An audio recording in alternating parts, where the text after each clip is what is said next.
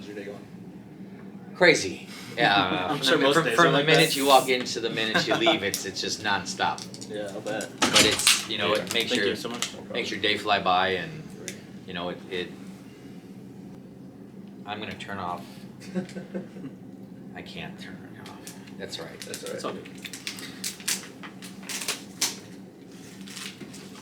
Diet Pepsi, the official drink of Mayor Bill Carroll. I would If you're love looking that for a film. sponsorship ad, right here. So today we're talking to Lake Station, Indiana's mayor, Bill Carroll, and he's been mayor for a little over 2 years. 2 years now. Yes. And you've been in this member of this community for about 10 years now, Yes. correct? I've been a member of this community now going on 11 years, and I've lived here for 6 years in Lake Station. Awesome. And in that time, he's done a lot of work trying to make the community better. And one of the reasons I wanted to talk to him was because it makes very clear that everything that he does is for the people of this community and not any of the political kind of games that sometimes happen. And I've constantly seen him out and about with the people in the community, whether it's just shaking hands or handing out food and whatever people need, and he's always the first person to be there willing to help. And not only that, he's working on or has become a volunteer firefighter. I'm officially a state firefighter. Awesome. Got my yeah. certifications, and I had my final interview, and I am officially a firefighter for the state of Indiana. Perfect. That's incredible. So he's really hardworking and loves the people who he's doing this job for, and that's really what it's all about. So I think it'll be really interesting to get to learn about being a mayor and how that experience has been for him, especially because doing it for about 2 years now. You started right before all the craziness in the I world. had 2 months before crazy hit. Did you see that coming at all in January, or was it? Not in January, but I think in February we started to really pay more attention to it. We were the first city in all of Indiana to put any restrictions out at all about how we were going to keep our police segregated, our fire department, so office staff, so this virus, because we knew nothing about the virus except what they were telling us in the very beginning. So because of the lack of information and the lack of actual knowledge about the virus, they were saying, it lasts longer on cardboard or it lasts longer on this. So, we had a meeting. I believe March 15th was the first initial order I put down, executive order, and we changed up schedules, and then we did what we needed to do with City Hall, and then the next thing I know, I get a phone call from other mayors who've been around and say, "Hey, how did you do this?" or "How did you do this?" And me being brand new, it was a huge honor. But I'm the kind of person who comes in and I like to take the bull by the horns. I'm not going to wait on anybody else's lead. I'm going to do what's best with the facts that I'm given to help our citizens, to help Northwest Indiana. It's my main focus is Lake Station, but in a whole, I think of all of Lake County as a community. And without us having a strong Lake County, we can't have a strong Lake Station. We need each other in order to survive, just like we need water to survive. It's kind of the same thing in politics. We need help from others. We just did a massive interlocal agreement with Hobart and the town of New Chicago to fix Ridge Road. Ridge Road was given back to us from the state. If you head off 51 heading east, it is state road. So the state takes care of potholes and plowing and all that. From 51 going west, the poorer communities, they took it away from us, and it's our responsibility. Well, we're hardworking people here in Lake Station, but unfortunately we don't have the money that other big cities have. We're 8.1 square miles long, and we're landlocked. So we don't have the opportunity for all this extra growth, even though there's things in process for growth. but we at that point we didn't have, the funds to do anything. Especially once, they took that road and made it a, New Chicago, Lake Station, kind of Hobart situation. That put it all on us. And if we're a struggling community, 7 years ago we were running on an 8 point something million dollar budget, and now I'm running a $3.1 million budget. Oh, wow. So talk about stretching a penny. I'm glad I have small business experience. I was a director of daily operations at the local Ace Hardware here in town when I moved up here from Indianapolis. I don't know how I ended up in Lake Station, to be honest with you. I don't know if Lake Station picked me or I picked Lake Station, but it's been a blessing. I'm not from here. I was not born in Lake Station, and it's very odd to have a mayor who was not born in the city that they are now mayor of. But at the same time, I didn't come in with any political baggage, and I made no promises. I said, this is what my plans are. Because once you start making promises is when things start going all haywire. Because one little promise that's broken, then that trust is broken. So I said, this is the plan. This is how we're looking to execute this. This is how, we need to take a look at it from another direction. I'm very active. I'm not a sit behind your desk all day mayor. I'll never be that guy. I'll never be the mayor who wears a suit every day to work unless I'm meeting the Pope.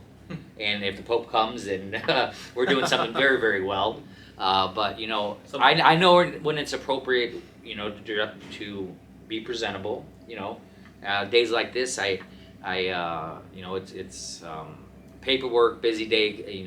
This I wanted to show. This is, a mayor is not. I put my pants on the same way as everybody else does. I have the same problems as everybody else does. People like to put anybody in any kind of political position and power and treat them almost like, they're above everything. That's completely opposite of who I am and what I believe. I pay we pay our taxes just like every other citizen. We have a voice. I had a voice before I became mayor. I'll have a voice after I'm done being mayor. I care about this community. I care about Northwest Indiana. And I think that we have so much untapped potential left that things can only get better for us. I'm just blessed to be here is all I could really say. I'm blessed to be able to touch people's lives and help them and get cussed at and all that fun stuff that goes along with it, but that's part of the job. People can come in here, I have an open door policy as long as I'm not in a meeting. I'll talk to anybody. They could be screaming and yelling. I'll go out there and talk to them. That's my job. That's what I was elected to do. But I'll always try to find a positive in that conversation that we could build off of. It doesn't always have to be negative. There is a positive in everything. You just have to find it. And sometimes finding it is hard, but once you get there, I've had people, several people come in and totally disagree with me on something, but they said, the way you explain it, the way you handled it, I kind of now see what you mean by it. So, just being calm and collective and not, machismo, once again, I can't stress enough, I'm just, Bill. I hate when people call me Mayor Bill. That was a huge thing my first 2 years was mayor. Hey, mayor. I wouldn't turn around because I didn't know who they were talking to. I'm used to people saying Bill, but they're like, you earned that title, so Mayor Bill now. They would start with Mayor Carroll, and I'm like, my dad's not the mayor. It's Bill. I'm fine with it. But yeah, that's kind of that part of it. Yeah, and you keep saying you're blessed to be here doing this job, but I mean the people of this town are really blessed to have you as well, and the stuff you're doing is only benefiting them, and it's cool to see how it's all happening and how it's benefiting this community. And Yeah, I'm sure it's nice having a smaller community where you can have that kind of open door policy. I'm not sure if that would be able to happen if it was a bigger town. Oh, no. But it's yeah. I'm sure the people of the community find that beneficial. Absolutely, and they know that that I'm willing to. I'm a listener. I was taught from a very young age, listen before you speak, and I think that has taken me a long way too because I don't react right away. I'll listen once again, try to find the positive, and then go from there. But listening is a huge component in life, and especially in this game of politics. That's what it is. It's a game. Oh, yeah. It's like Survivor. To be completely honest with you, it's outsmart, outwit, outplay, and that's what politics is. I don't consider myself a politician. I consider myself a guy who has a vision for the city, who cares about the city, who cares about the people of the city, and is willing to put in the work to make these goals realistic. No matter how small of a goal we reach, we still reach the goal. We still, like I said, talking about money. I mean, $5 million they cut out of our budget. It's hard to do all these things, but we do. We find ways. We're creative. I've got an incredible group of individuals in our civic groups that help out a lot. I'm very civic based. That's actually how I really got started, was joining the Lions Club and our fight group, which helps seniors during the winter shovel and clear their driveway so they can get out to go to doctor's appointments and stuff like that. I was very involved with that, very involved with the Lions Club. And from there, I planned on running for 2nd District Councilman. And then our former mayor, Mayor Anderson, one day he came into the hardware store and he said, "Can I talk to you?" And I was like, "Yeah, sure." So we went, and he said, "Hey, I'm not going to run for mayor again. I'd like you to be my replacement." And I kind of looked behind me like, "Who's he? Somebody else in the room? Like, who's he talking to?" And he's like, "No, you really." And I thought, "Oh, wow," because I would go to I went to every council meeting. I'd be the guy up there asking the questions that make the councilman uncomfortable because I'm calling them out, on tell the whole truth now. Just don't tell the parts that sound good. Right. You know what I mean? I'm also not one to sugarcoat anything either. You know what I mean? I'm a straightforward guy. I'm never rude about it, but I don't sugarcoat anything. And I think people appreciate that rather than me trying to blow smoke up their ass. Definitely. Because you can tell when someone's trying to do that. If I don't know the answer to something, I'll get right back to you on that. I'm not going to try to make up something because what good's that going to do? Also being here as a gay man, the first openly elected gay official in northern Indiana, which is a huge deal considering we're the most progressive in the whole state. It took this long for an openly gay person to run as an openly gay candidate for a mayor of a city. So I'm very proud of that as well. And people say, "Oh, that happened in Lake Station," and Lake Station we're rebranding right now. We're in a rebranding phase. We're not the same Lake Station that 20 years ago, 30 years ago. We've got priorities, we've got goals. We set up, a stormwater master plan that's never been done. We're getting ready to implement a brand new handbook that's probably older than Jesus. Our ordinances, we all work together as a team. It's just not me. I never use just I say me, my team and I, because it's just not me. It's everybody, from down to the janitor all the way to me. You know what I mean? There's nothing in this place that I wouldn't have someone do that I already haven't done. Unclog a toilet, do this, do that. I come with some hardware background. I know how to fix things. So that saved us some. Think about that. Every cent that we could save, we have to because, I want to be able to give the citizens what they deserve. And we're in the process of cleaning up Lake Station, getting people on board, making sure they know the rules. There's hurdles, of course, with everything, and it's how you handle the hurdle that makes it. And I go into everything with a positive attitude, and 99.9% of the time, just being authentic and being positive, and you'll get what you want. You get what you need. It's very, it's rewarding. Sure, there's days that I just want to go home and just sit there and cry in the shower for hours upon hours. But you know what? I'm a big boy. You got to pull yourself back up again and put your pants on and go out there and do what you got to do. It's 24 hours. It's a 24-hour job. I'm like White Castles. People have no boundaries, and they're starting to learn boundaries. The craziest story I could tell you I'm a huge Golden Girls fan. So Sunday mornings they play the Golden Girls on Lifetime, like a couple episodes in the morning. I rise very early, and knock on my door. It was 8:15 in the morning, and it was a little girl. And I thought, well, this is extremely odd. Um, I opened the door, and she said, "Are you the mayor?" And I said, "Yes, I am." And she said, "Dad, he is the mayor." So the dad gets out of the car, and he comes up to my front door, and I'm, mesh shorts and a tank top, I think, because I mean it's 8:15 in the morning on a Sunday morning. I'm not expecting at my house. I'm not expecting someone to come over. And he said, "My neighbor's putting up siding, and I don't like the color of it. Can you please come over there and have him, not put up that siding?" And I wish the look on my face could have been filmed, because I thought, this is, first of all, you're lucky your neighbor's putting money into his house. Yeah. There are some houses in Lake Station, and it is what it is, that doesn't even have siding. So you should be lucky that A, your neighbor's fixing up his house. B, this is not a dictatorship. I don't tell people what color to put for siding or this or that. That's not in any ordinances. Be glad that they're putting up the siding. You know what I mean? Yeah. But for somebody to think that they could just come, first of all, I would never send my child up to a stranger's door. If you were that worried about it as a man, you should have got out of the car and did it yourself. You know what I mean? Like the guy knew who I was, and I'm 5'7" on a good day, but not like I'm an intimidating person. I can be if I have to be, but that's just with this, But that's not who I am as a person. I treat everybody as fairly as possible throughout the whole entire city. And our residents.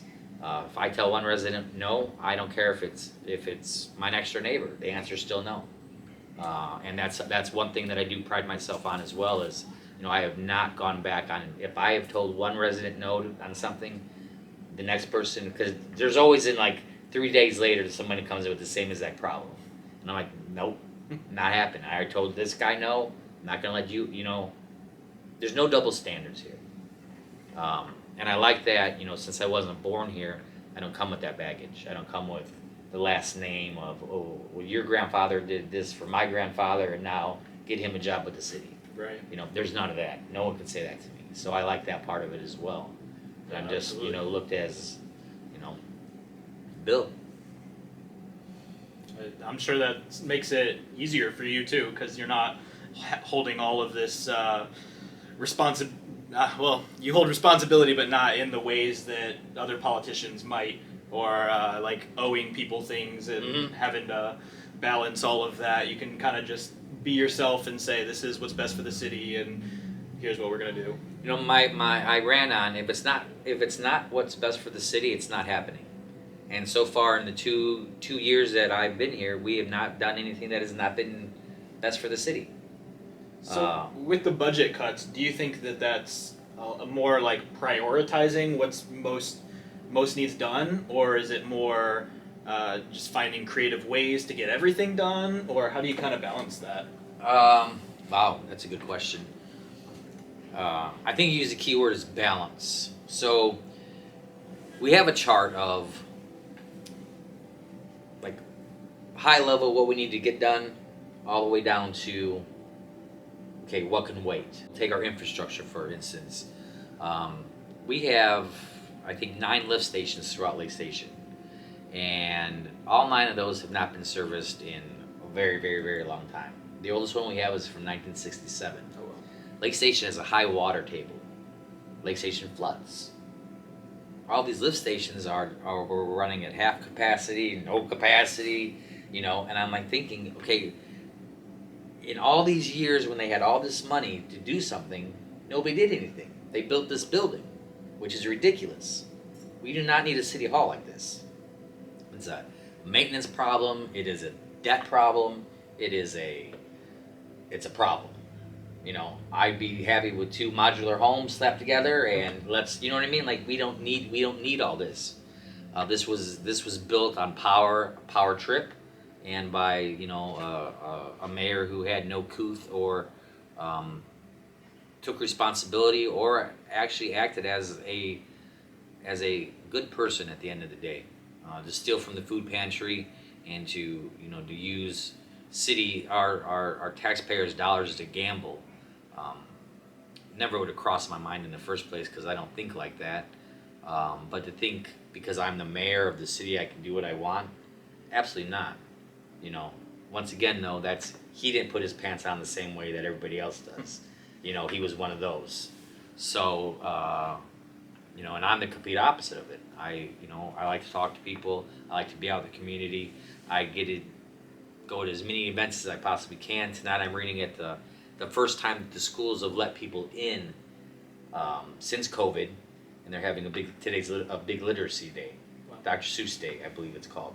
So tonight I'm going to be reading to some students at the elementary school, which is super excited. I've been waiting to interact with the kids, be more a part of the schools, because we've got two school systems here. We have Lake Station and we have River Forest. That all fall in Lake Station because we surround a little town called New Chicago. So it's very interesting. Yeah. Is there a lot of collaboration then? Absolutely. Once again, it's about community. They need us, we need them. So they have a town manager, we have a mayor, and we work very well together. They need something, they need some help, we're there to help them. We need some help, they're there to help us. We have an open line of communication, and I think that's what you need to have with your neighbors. With Hobart as well, Portage. I could pick up the phone at any time and call any one of those mayors, and we'll be able to find something. Call even Tom McDermott in Hammond, willing to help out in a heartbeat. It's just it's a good David Uran, Mayor Uran as well. It's good to have positive role models to look up to who've been doing this for 3 or 4 terms, to see what they've done and learn from the mistakes that they've made, and they'll tell you, hey, I messed up on this, so you should maybe go another way or something like that. And once again, I'm listening, because how else am I going to better this? And I can't stress enough this budget is ridiculous. This is the first time in I don't know how many years that I've been able to have a complete full police department. That's amazing. We've been understaffed for that long. But once again, we had to cut here, we had to do a little bit of here, we had to, wave some dust on over here, but we got it done, we got it accomplished. So, we're at a full-time, we're full at the police department, which is a first. Our fire department is growing, and we're a volunteer fire department. We still have to take the same exact tests and the physical tests, just like every full-time firefighter who works for a full-time department. We just don't get paid. So that, and that's not for everybody. Right. And, it took me almost a year to complete everything because it's like a college class. It's 3 days a week, Monday, Wednesdays, and all day Saturdays. And it was probably next to meeting my partner, becoming mayor, being a firefighter is my top 3 greatest accomplishments. I also won the primary. In Lake Station, if you win the primary, you win the general election. It's proven history. It's fact. I won on my 40th birthday party. On my 40th birthday, so they were reading the votes, and I won in every single precinct. Wow. An unknown guy, you know what I mean? This guy works at a hardware store. But for all those years, I knew what my goal was. I had a goal, and that was to be involved in helping fix the city. I just did not think it was going to happen. I was going to be mayor right away. I thought I'd be councilman at large, then mayor. But there's not. I don't.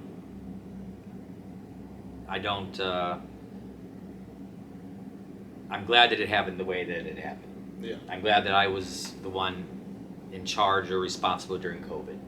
And it seems like you were really able to take charge and, like you said, grab the bull by the horns and get going. And since Mayor Anderson had a lot of confidence in you, and I'm sure it kind of helped ease you into that transition. Absolutely. I learned a lot from him. He gave us a platform because we were in bad shape before he took over. And he did his 4 years, and he was ready to pass the torch off. But he did what he needed to do, at least to give us a platform And from then, it was our job now to do something. So we've done we took, during COVID as well, we took major chances and they paid off for us. We did numerous roads. I want to say Miles. almost 9 miles of road. Wow. We're getting ready to start again, and we're doing, I think, 16 more streets coming up in a couple months. We just we got the bids today, so tomorrow I'll make the announcement of who we're going with for the bids for the paving. But it's little things. I mean, the streets, the streets had not been fixed here forever. It was like, you didn't know if somebody was drunk or they were just swerving to hit a pothole. Right. So, streets were one thing that I knew we had to take care of. There's no really downtown area here in Lake Station. I'd like to meet the person who was the first person in Lake Station that said, hey, I'm going to make this a town or a city or whatever, and ask them, okay, what's your vision? Because what you laid out for us, where am I going to put it downtown at? Downtown is not the intersection of 51 and Central. Well, originally, Lake Station was just to feed into the companies in Chicago or whatever, wasn't it? It was for that. It was also a place for people from Chicago. We have on Riverside overlooking the river, Deep River, cottage houses. So it was more like a tourist destination in the beginning as well, where they would come and they have their little weekend houses. Right. Not like what's going on in Miller now, those weekend houses. But we were the original county seat at one time. Oh, wow. And then they moved it from here to Crown Point. So Lake Station is, and we've gone back with name changes twice. Lake Station, East Gary, Lake Station. But I'm glad. I'm proud of East Gary. I'm proud of Lake Station. I'm proud of this city. I'm proud of where we've come in 2 years. I'm proud of the hope and the promise and the feeling of accomplishment that I hear from the citizens and that I feel in my heart.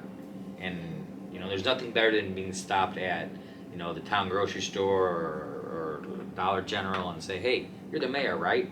And whenever this guy's siding? whenever somebody says that, it's always either going to be good or it's going to be bad. Right. So I'm like, yes, I'm Mayor Bill, and I always put my hand out for that. And 99.9% of the time they're saying, hey, I just want to tell you, I think you're doing a great job, or you're doing a good job, but there's always a but with it, and I understand and I get that. I can walk outside my door, and I always tell people too. I was like, everybody knows where I live because I live in a very centralized part of town, of the city. I'm like, hey, drive by my house. There's leaves still there. Drive by my house. There's a pothole right there. It's like, you know what I mean? It's like, right. We're all we have to deal with what's going on. Everything is in society, it's me, not what can I do to help. It's what you're going to do for me. My favorite line is, I pay taxes. Well, we all pay taxes. We're all supposed to pay taxes, right? Yeah. If they understood how the taxes, what we get from their actual percentage of taxes they pay, I think that people would be really surprised that we get hardly nothing. The state gives us the money. The state tells us how much money we have to spend. It's not tax driven that way. It's tax driven through the state. Education is mind blowing to me right now. Every child, no matter where they live at, should be able to have access to. Okay, let me just say this. Lake Station schools and River Forest schools should have the same curriculum and same opportunities as the schools such as Fishers or Carroll. Every child should be given the same opportunities, no matter what zip code they live in. And I think that should be a huge. I don't understand where that's not clicking, because it's just not fair. Some people are born into better circumstances than others, and then those people have to work extra hard, which makes them appreciate it a lot more as well. But at the same time, you got somebody who lives in one of those influential cities where their streets are paved with gold, such as Carmel or Fishers or anywhere down there in that area in Indianapolis or Beverly Hills I always tell people, you didn't move to Beverly Hills. This is Lake Station, you know. Um, but you know, I wish we got more in tax dollars. You know, we're bringing in businesses, but we're a small business community. We don't have the space to put in a gambling facility or a steel mill to even think about coming in here. Yeah. You know, we tried so hard. We lost our town grocery store about 3 or 4 years ago. We contacted every single grocery store, you know, sister grocery stores, all those, and they say your population and demographics don't match what we're looking for. And plus, you've got 5 different food places within 10 minutes of where you actually live at. So, you know, everybody's, oh, well, we'll get a mom and pa in here. Okay, so this is what's going to happen when the mom and pa grocery store opens up. Their prices are going to be higher. Yeah. So guess what's going to happen? They're going to end up going back to Strax, going back to Aldi's or Meijer or Walmart to buy their groceries. You know, and a lot of people, I don't think they grasp that mentality. It's just not easy. Just, hey, put a grocery store here. You know what I mean? You want a little history about me? Yeah. Can we talk about? I know you said your mom kind of influenced you to get started in politics Yes. growing up, and could you tell me about that a little bit? And do you have any other like political influences that are not local?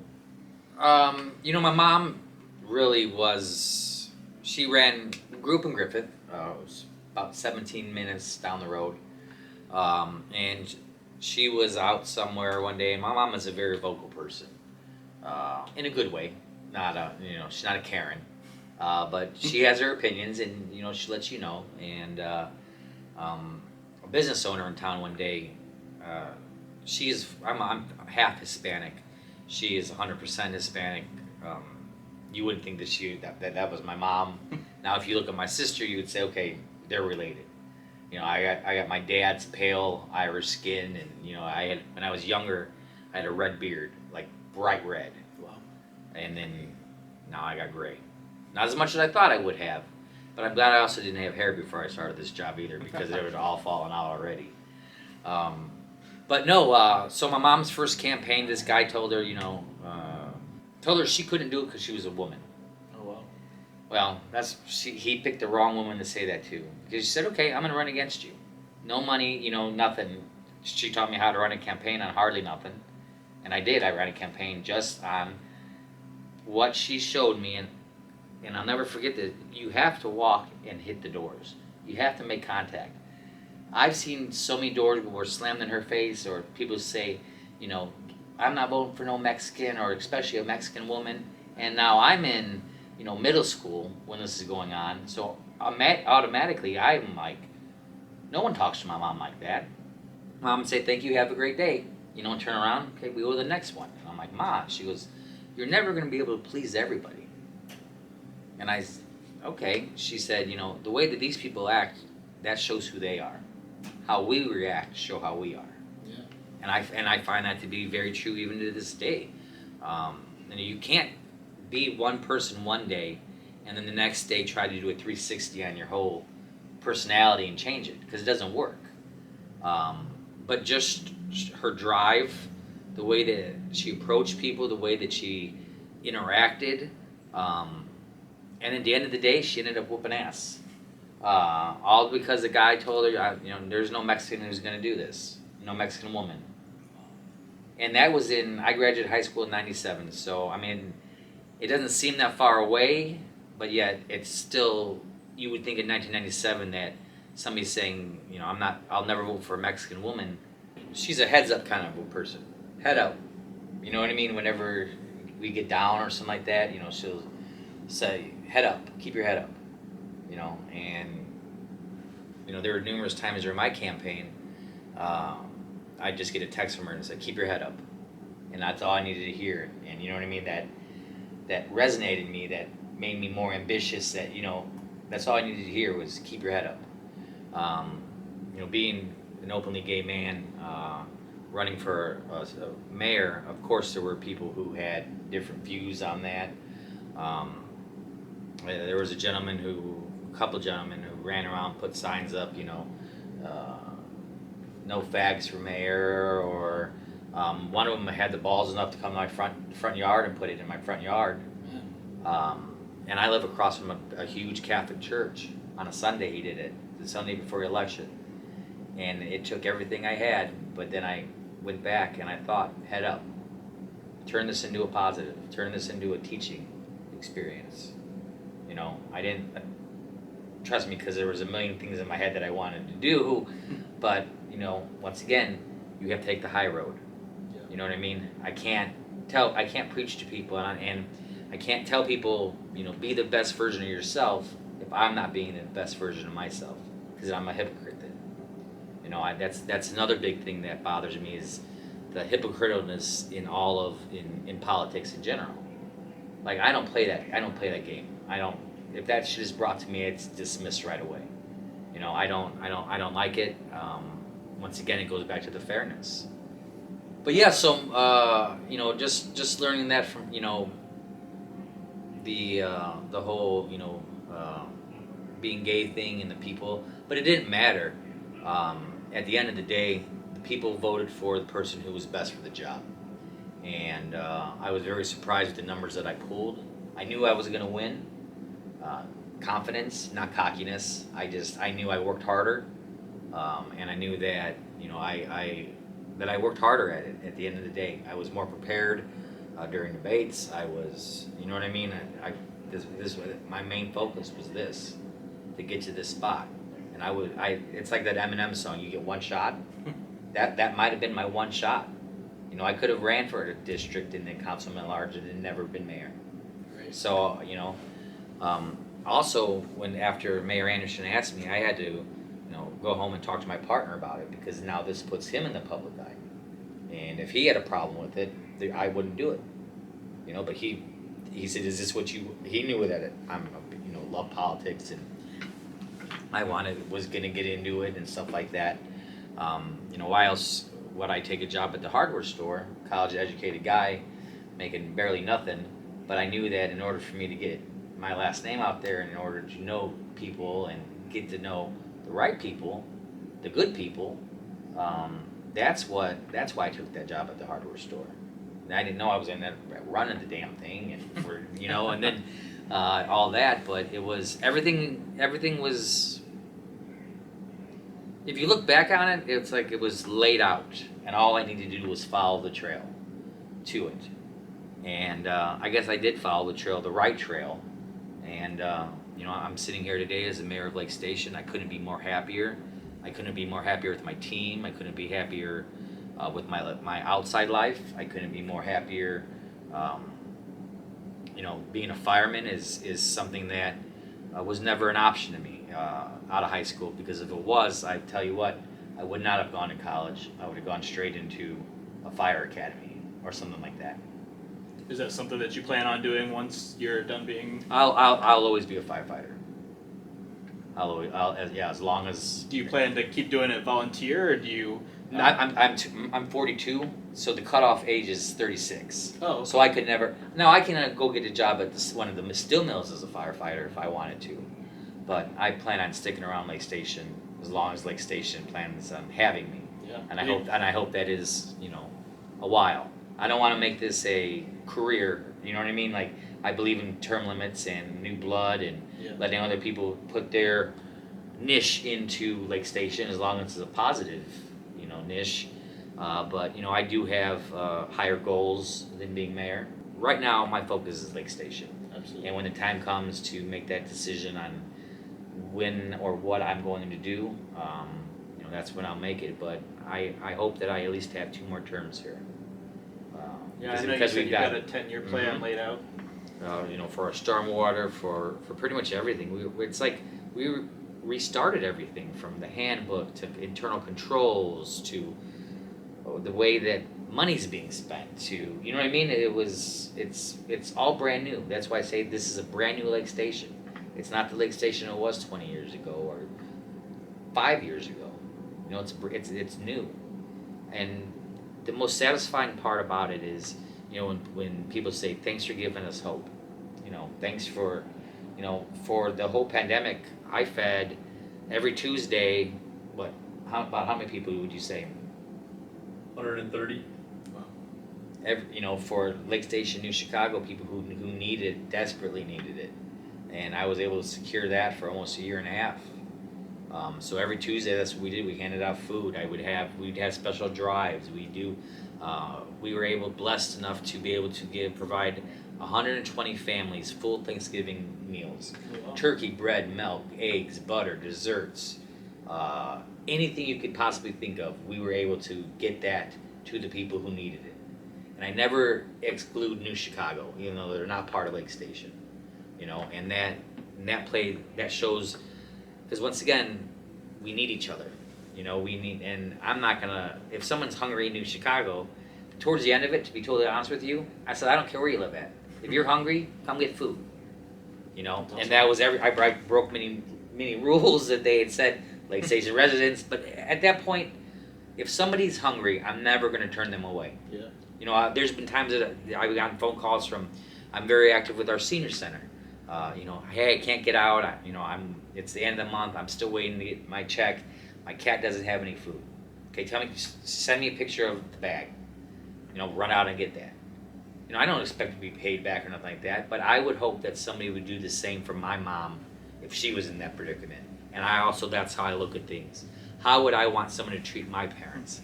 And that's always in my mind as well when I'm talking to people. No matter how, I'll say it, no matter how ignorant of the conversation that could be happening, I would say, okay, how would I want somebody to handle my parents if they were acting like this? Which my parents would never act like that, because then it would be like parent swap. I'd have to Right. whoop their asses.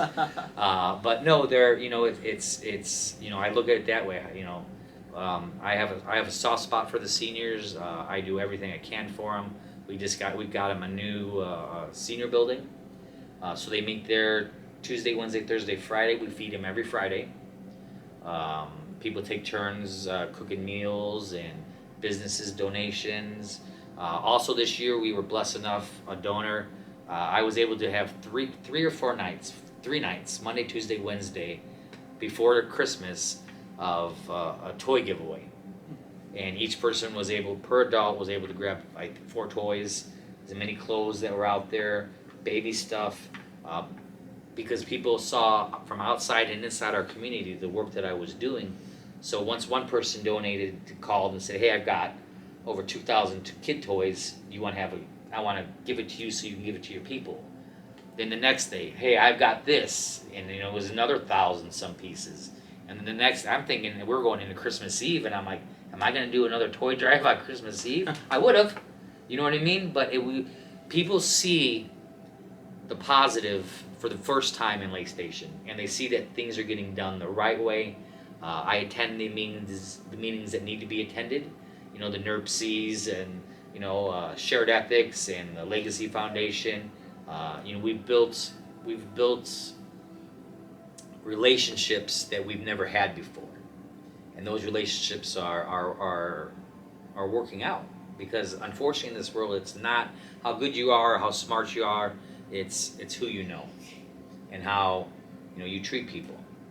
That's the most important part. You don't have to have a brain, but if you could treat somebody nice, you could do this, because you have other people here to help you. You know what I mean? But like I said earlier, I'm also the kind of mayor who won't sit behind a desk. I'm out there helping the guys. Jack and my chief of staff, we'll go out there once a week, and because we have our budget's so low, I got 5 guys on the street department. One of them calls off, we're screwed. Yeah. Today I got 3 people who called off with the flu.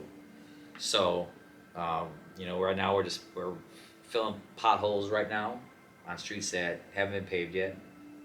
But we're always doing something. And like I said, no matter how small the positive is, it's still going to add up to something big at the end of the day. And I truly, firmly believe that. It's awesome. Yeah, I think that's one of the reasons why you're such a good fit for this job. Thank you. Do you have any advice for anyone who's looking to get into politics and doesn't have a background? What's the the first thing I would do is I would educate. I would start attending council meetings, and then look at yourself every day before you go to bed and say, I am good enough. Remember that Stuart Smalley from Saturday Night Live? Like, I'm good enough, I'm smart enough, I'm whatever.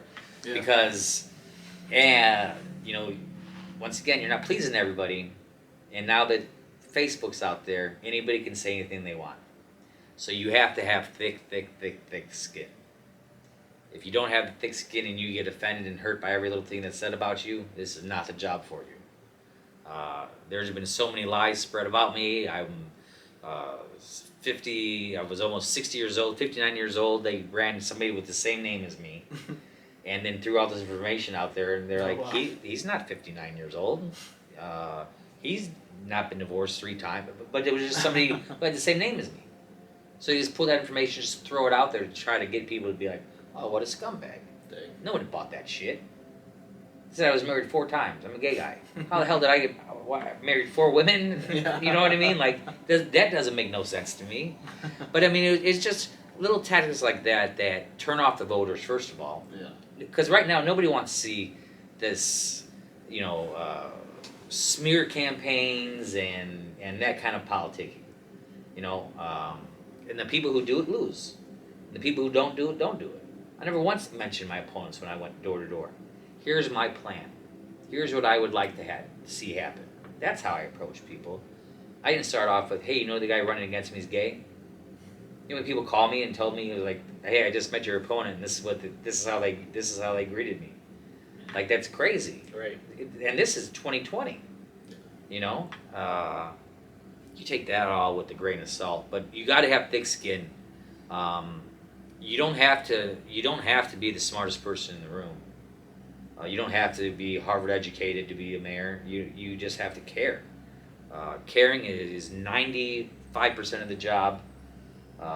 Luck is 3% of the job, and then having people around you who support you, care about the city, and believe in what you're trying to do is the rest.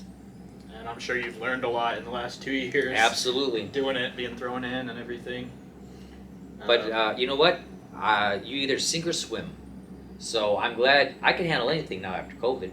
Yeah. I mean, we're still in COVID. I know that things are lightening up, restrictions, stuff like that.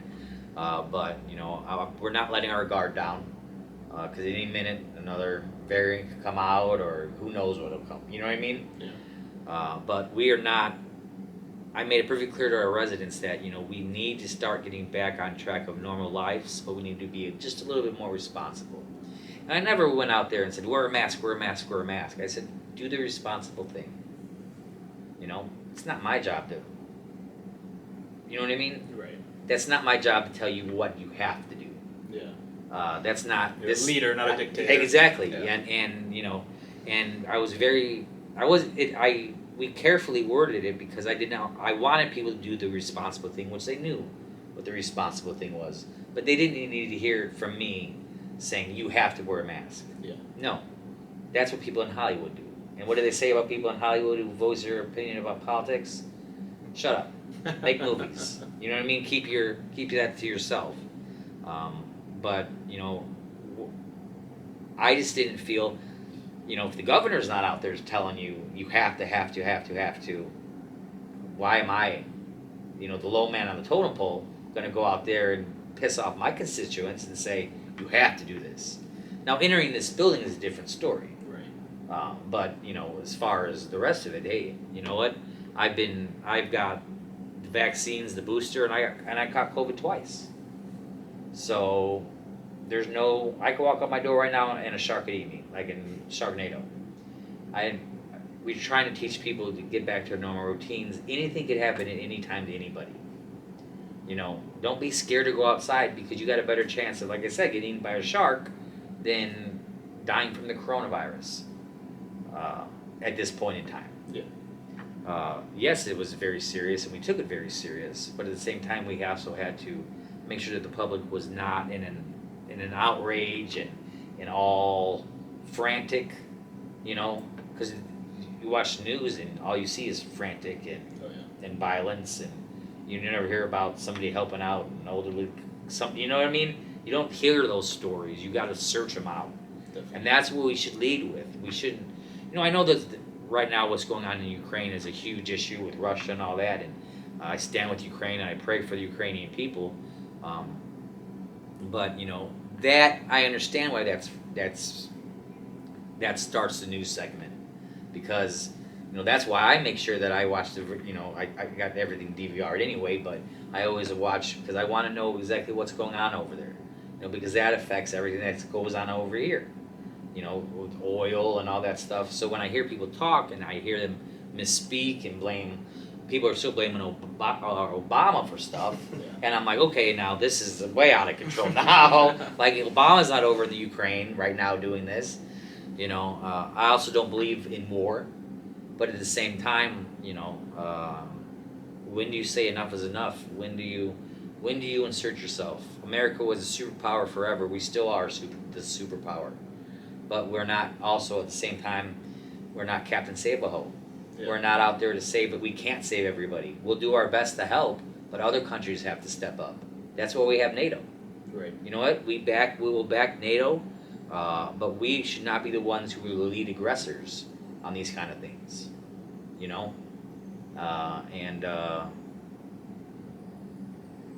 Yeah, what's going on over there is just horrible for everybody, and to see those people, I give their president hats off. To stay there and to do that, And I was thinking, my mom asked me, she goes, "What would you have done?" I said, you damn know well what I'd have done. I'd done the same thing he would have.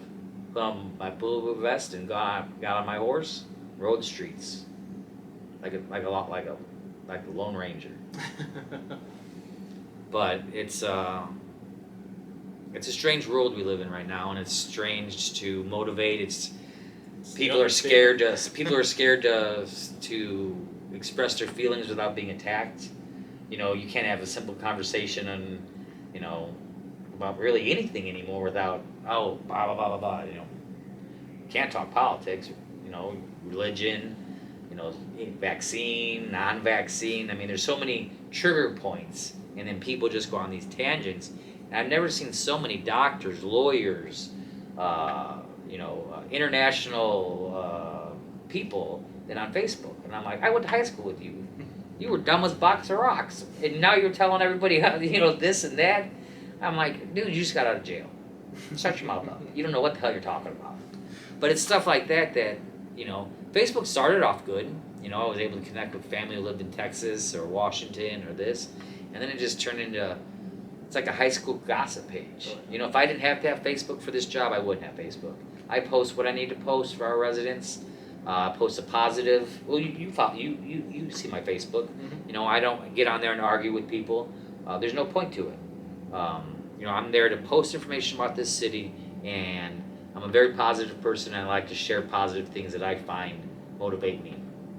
And people like that instead of the constant negativity. Definitely.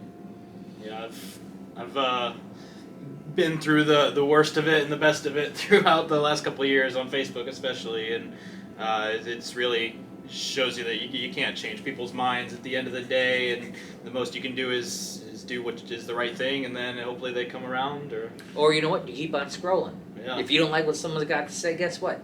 They ain't paying my bills. Right. I don't. That's your opinion, and that's why this is America. That's why we're blessed that we can all have our own opinions.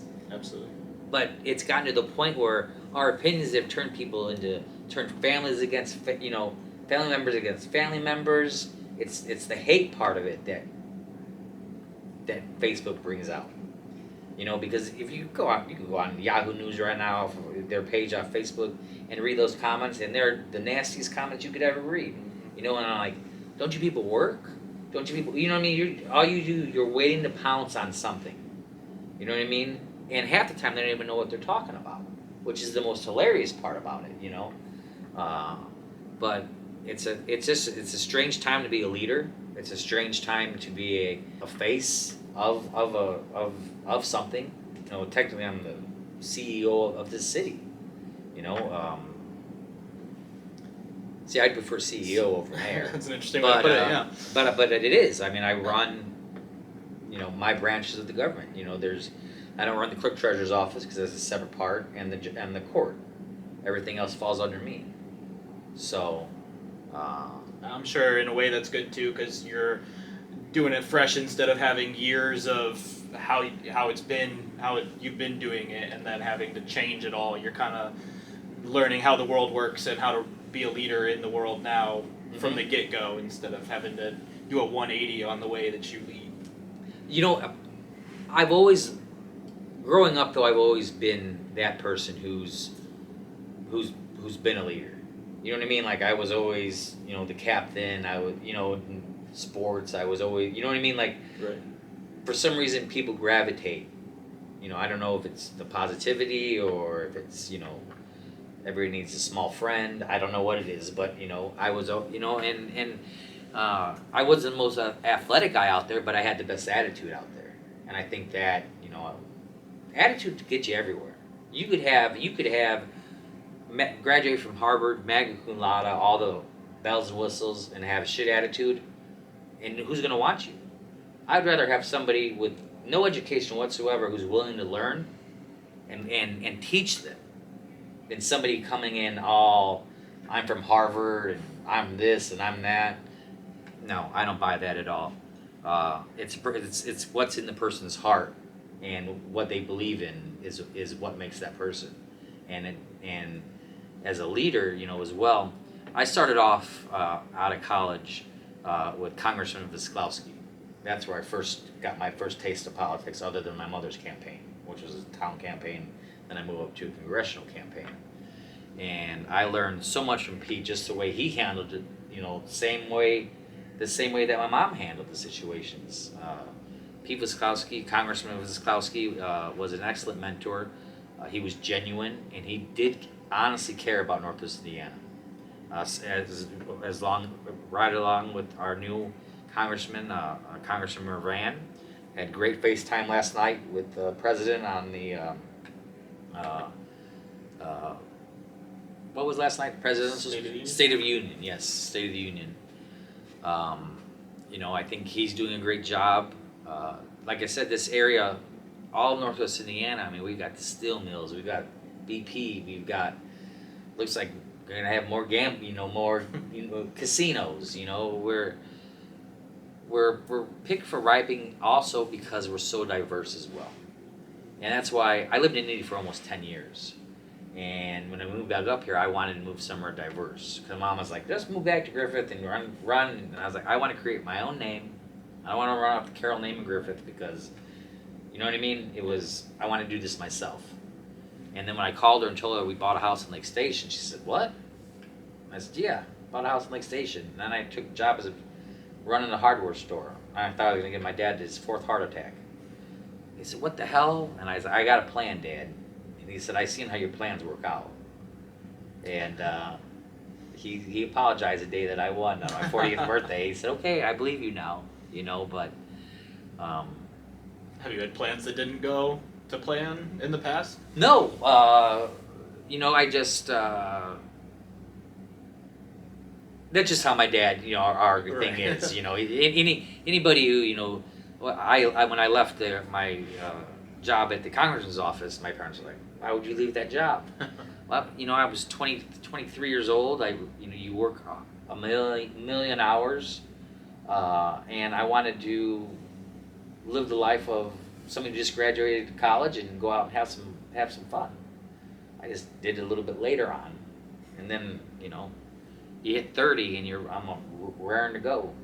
You meet somebody that you want to spend the rest of your life with, and I think that changes the way you look at things in life. So now, things that I didn't think that were important to me or that I never dreamed of, I'm like, okay, this will better us. You know what I mean? Like, he brings out the best in me, I bring out the best in him, and it's a good relationship that way. Because at the end of the day, we both want the same thing. He's very active in this community as well. He's the president of the Historical Society that he brought back from the dead, literally. And people love the history of Lake Station because Abraham Lincoln stopped here and stayed here in Lake Station. Actually, here's my house, here is their yard, and he stayed Abraham Lincoln, it used to be a hotel. He stayed right there. Well, So within walking distance, Abraham Lincoln stayed at the hotel that's because awesome. the railroad tracks are right there, and this was a stop. So I mean, there's history here in Lake Station, Absolutely. and you know, right now we're reviving the historical society. The people from all over, even from out of the country, who grew up in Lake Station. Then once he made the Facebook page Lake Station Historical Society, people from all over the place were sending donations, and you know, oh, this is so cool. Does anyone remember this person from this? And it's neat to kind of watch them catch up in a way. Like, holy cow, I never thought I'd see your name again, you know, and you know, it's interesting to read that, because it's those kind of pages aren't negative. You know what I mean? And if it is, it's wiped out right away. You know, Right. somebody tries to put some kind of negative, no, boom, that's not the page for it. You know, that's not the National Enquirer page. So, It's awesome. I just got one more question, I think, unless you had anything else to add. One question that I like to ask everybody that I interview is about bullying. I used to run a nonprofit for bullying to help kids who deal with that, and if not reduce it, at least make their lives a little easier and better. So a question I like to ask everyone is, have you ever been bullied, and do you have any advice for kids who are going through that? you know, absolutely, I've been bullied. I was bullied. Sounds like even on your campaign. Yeah. When I was younger, I was very. I didn't hit 5'7" until I was in ninth grade. So I was always really small. So it was always kind of easy to pick on me. But I always had a mouth. You know what I mean? Which sometimes was good and sometimes was bad. You know. But I never allowed myself to be the victim. And now that's not everybody is lucky enough to say that. But I was taught at home, don't be a victim. You know what I mean? Once again, if they're not paying your bills, Right. pay them no mind whatsoever. You know, bullying kind of stopped once I got into high school and sports and everything that I was involved with, and you know, I was a popular kid, you know, homecoming king, that kind of stuff. And none of that matters, you know, in the long run. And after high school, who cares? You know what I mean? Like, I don't run around screaming, 1997, I was on homecoming court, you know, this and this, you know. No. It wasn't important to me then. I was glad that they put me on there, but at the same time, it was not like it was the end of the world for me. You know what I mean? Where some people, that was like pageantry. It was like pageant moms have gone crazy, Right. you know. But, you know, when I came out as gay, I really didn't get any negative feedback. My friends were all okay. You know, my parents were okay. You know, I was gonna tell them, like any good son would do, on Easter one year. You know, why not ruin a holiday for everybody and tell them that you're gay? But and I just couldn't do it. And I was driving back to Indy, and a long December came on by the Counting Crows, and it was raining real hard. And I pulled over under underpass, and I called my parents, and like, you made it home already? And I was crying. And my dad's like, what's the matter? You getting in a car accident? Are you okay? Where you at? You know, blah, blah, blah. I said, put Mom on speakerphone. And she gets on the speakerphone, and I'm like, I got to tell you guys something, and I'm so sorry. And I said, I'm gay. And my dad said, that's why you're crying? And my mom said, that's what you're so upset about? And I said, that's your response? And then I had to teach my mom a lot of things, though, that she was not aware of. My she's a staunch Catholic. I'm Catholic as well. But, you know, she gives our preacher, our father at our church, a run for his money when he starts on his, you know, gay is bad routine. But you know, she was. They both were fantastic. My whole family was fantastic. My sister, I mean, everybody. You know, I never was treated any differently after that. I was in a fraternity, all those guys. Nobody, it was no big deal. But I was worried when I said I was going to run for mayor that it would turn into a big deal because there has not been, like I said, an openly gay candidate in Northwest Indiana. Has there been elsewhere in Indiana? Well, Pete Buttigieg. Is he from Indiana? He's South Bend, but he didn't come out until 3 days after he was elected. Oh wow.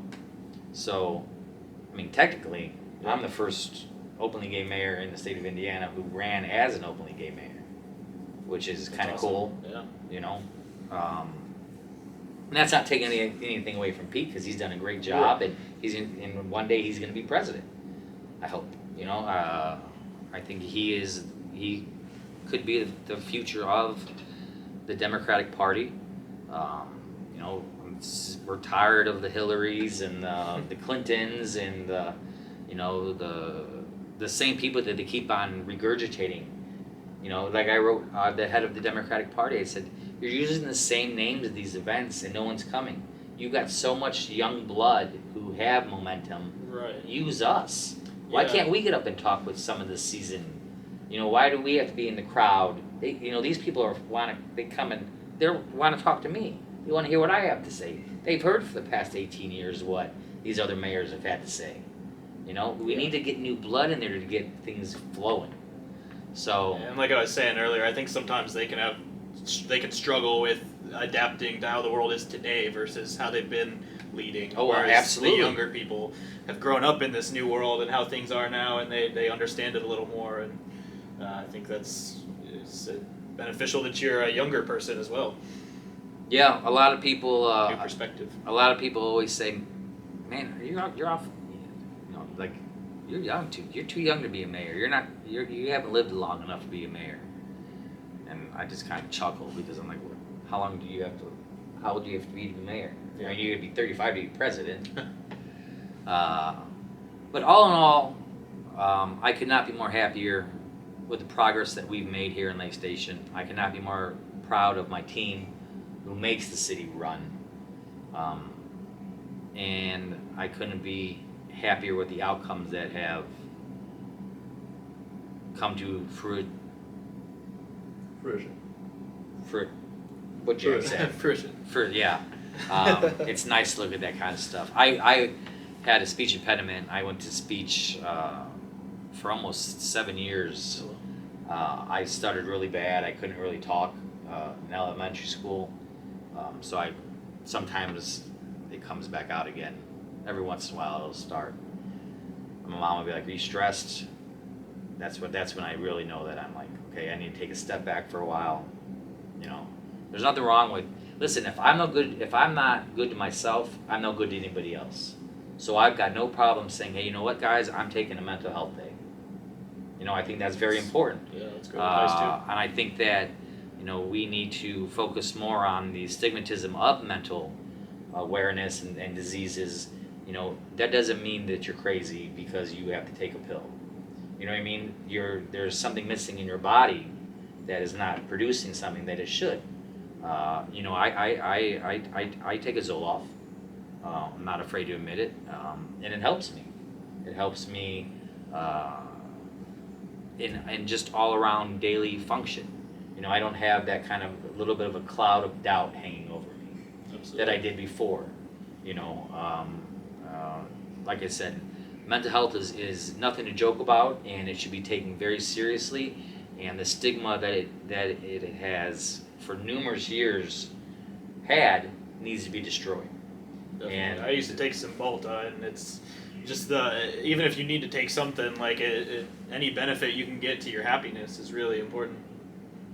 But the important part also then is not to, it's so easy to get addicted to those as well because you're like, oh, right. Where I'm like, I don't want, I tried herbal first, nothing that all that stuff, and then I was like, okay, doctor, put me on the Zoloft. Yeah. I read up on it, and it's a small dosage, but I take it every day, along with like 16 blood pressure pills.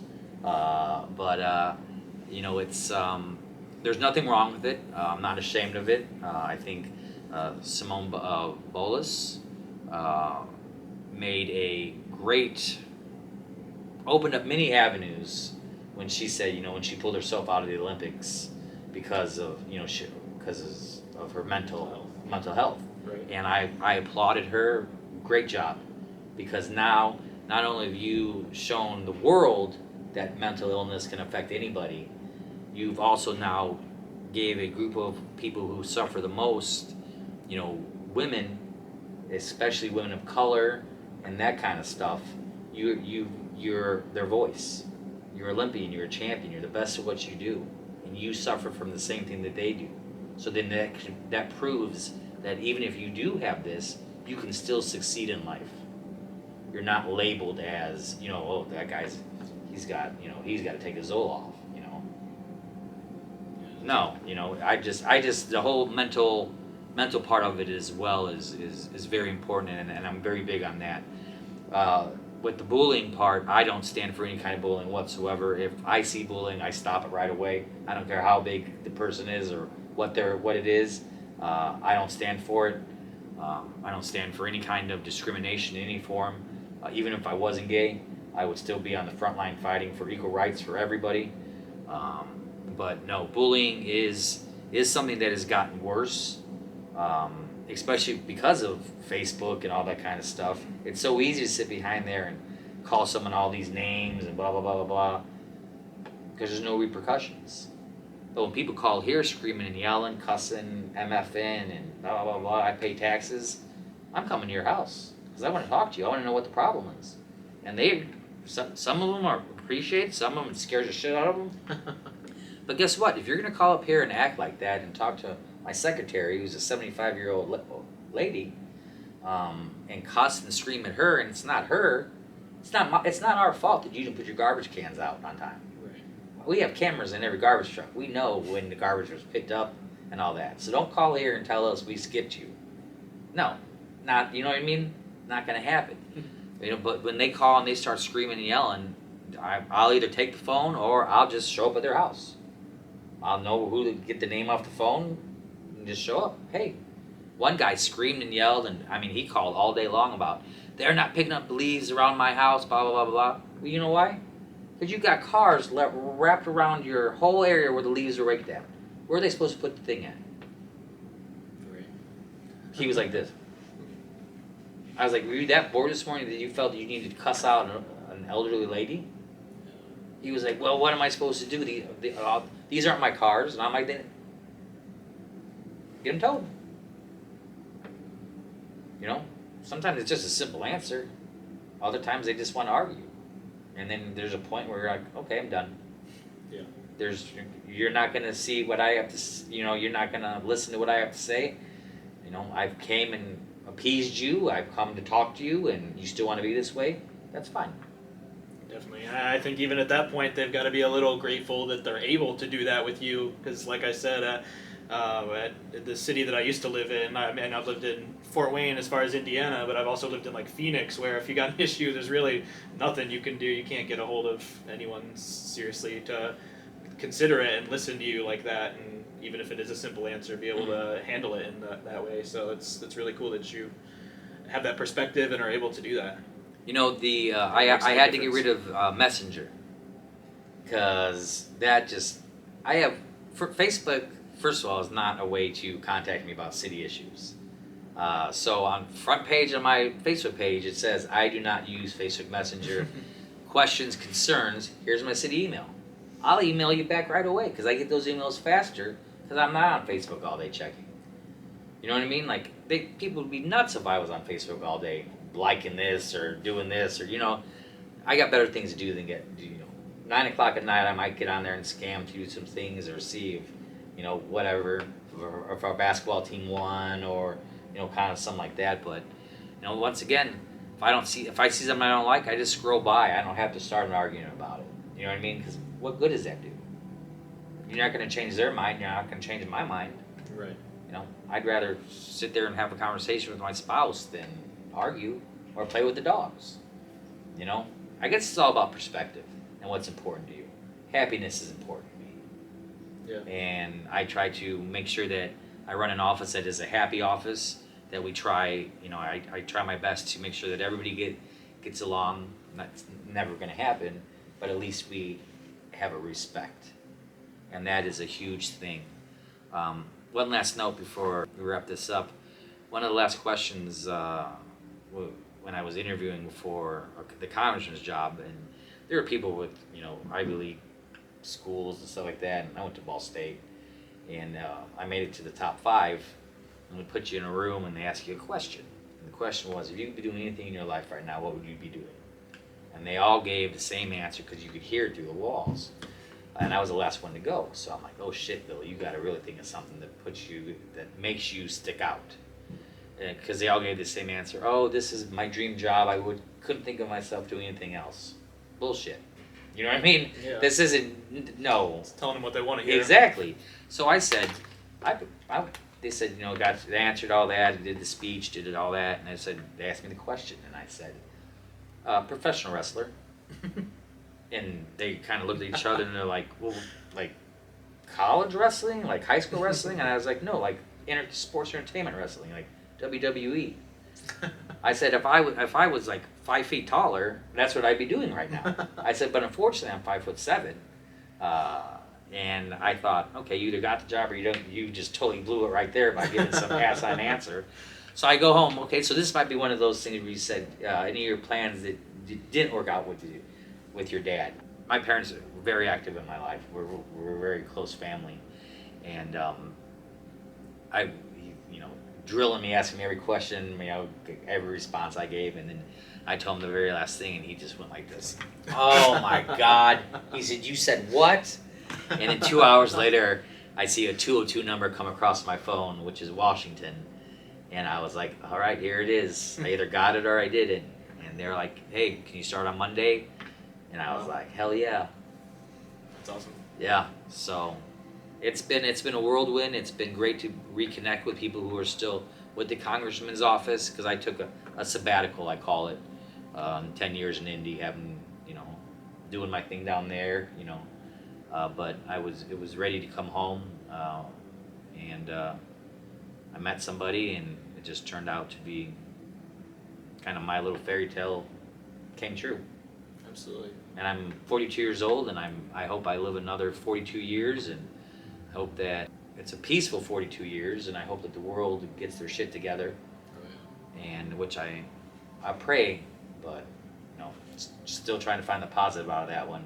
Because no matter where you go, whether it's in Western Europe, Middle Europe, United States, there's problems everywhere. Right.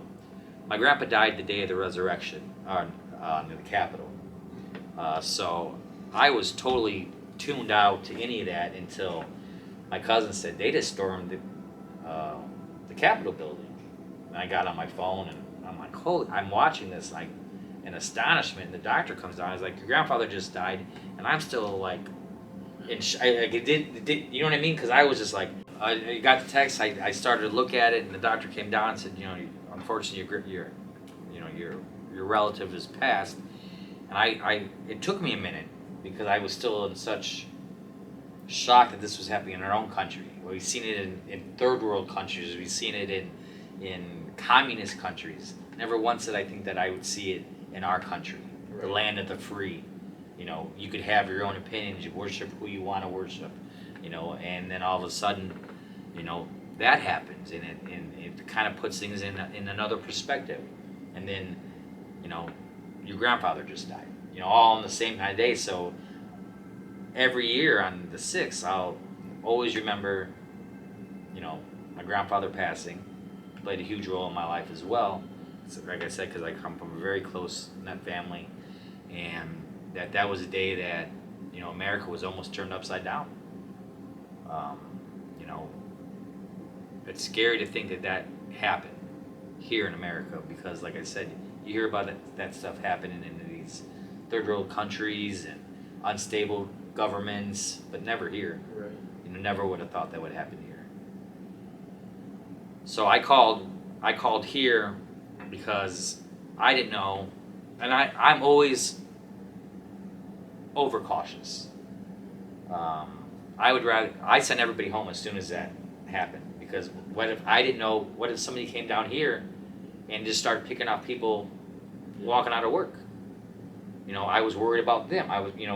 So I'm processing all this. So I call and I was like, shut down City Hall for the rest of the day, everybody go home. Because I didn't want people, I didn't know exactly how far this was going to carry on.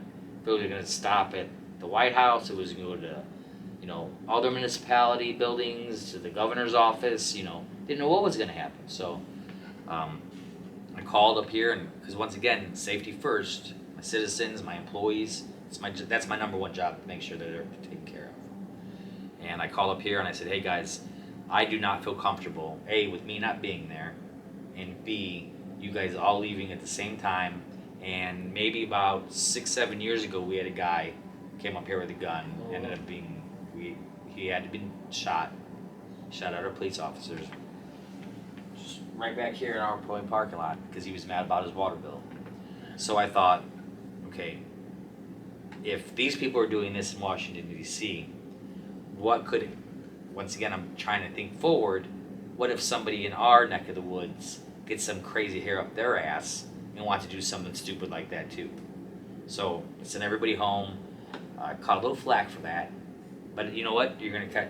That was my decision. I stood by it. I still stand by it, because once again, it's about the safety of our employees and our citizens. 100%. What if there's citizens that were caught in that? I'd feel awful. Yeah.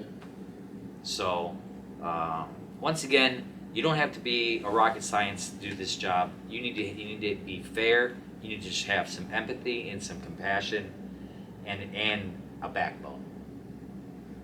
I think you have all those, and I think this city is really lucky to have you, and I'm glad that despite some of the struggles while running, that everyone was able to see the positives and the benefits that you brought, despite not having a political background. I'm not sure if your opponent had political background. I beat a councilman at large. Oh, okay, wow. So that's even more impressive than I'm a big fan of everything that I see you do. Like I said, I'm not from this community, but anyone I know from this community has nothing but great things to say, and everything I see is always positive, and you helping and doing what's great for the city and the infrastructure, and it's only getting better. So yeah. I'm excited to see what the next couple of years brings. I am too. I'm excited to see what after lunch is going to bring, because that's how it works around here. It's like, and that's another great part about this job. Not every day is the same. You know what I mean? Some days it could be nice and quiet. You get a lot of work done. Some days, okay, I've got this to get done. But guess what? Get none of them done because this, and this happened. Or, you know what I mean? Yeah. Next week, we've got a good relationship with WGN News somehow. I don't know how, but I formed it, which is great. So they went back to their regular news, how they sat before COVID. So our fire department is blowing up their COVID desks next Monday morning, 8:20. So they're coming out here, and we're doing a big thing, and it's going to be kind of like a Pat Tomasulo's desk. We're going to explode. Oh, wow. And it was I was at the right place at the right time, and because they can't blow up anything in Illinois. So he's like, I need Indiana Fire Department, and I was like, boom. It says Mayor Bill Carroll. He contacted me. I open my email. I get an email from Pat Tomasulo, who followed what it says on my Facebook page. Don't Facebook message me. Send me an email. I'll get right back to you. And he also joked. He says, I need to put that on my page too. He said, because Gets bombarded with yeah. And but no, I'm just excited to give that Lake Station is moving forward, and that's the only thing that matters, is that we're moving forward in a positive way. I wish we had the money to keep on going and do all this stuff, but we don't. We have to be realistic. So right now we're being fiscally responsible, we're being realistic, and we're being positive. And with those three things put together, and the hope and pride that is back in Lake Station, will carry us further than we ever thought that we could be. And I'm excited to be a part of that change and that leadership. Absolutely, yeah. Hope and pride is a great way to put it, and I think that's one of the strongest things that you are bringing from everything I'm hearing. So it's been great talking to you today. Absolutely, very nice talking to you. Yeah, definitely. I look forward to speaking with you again, or at least seeing how the city continues to. Anytime you want to talk. Absolutely. I'm willing to talk. Cool. Well, thank you so much. Thank you very much. Have a great rest of your day. You too, man.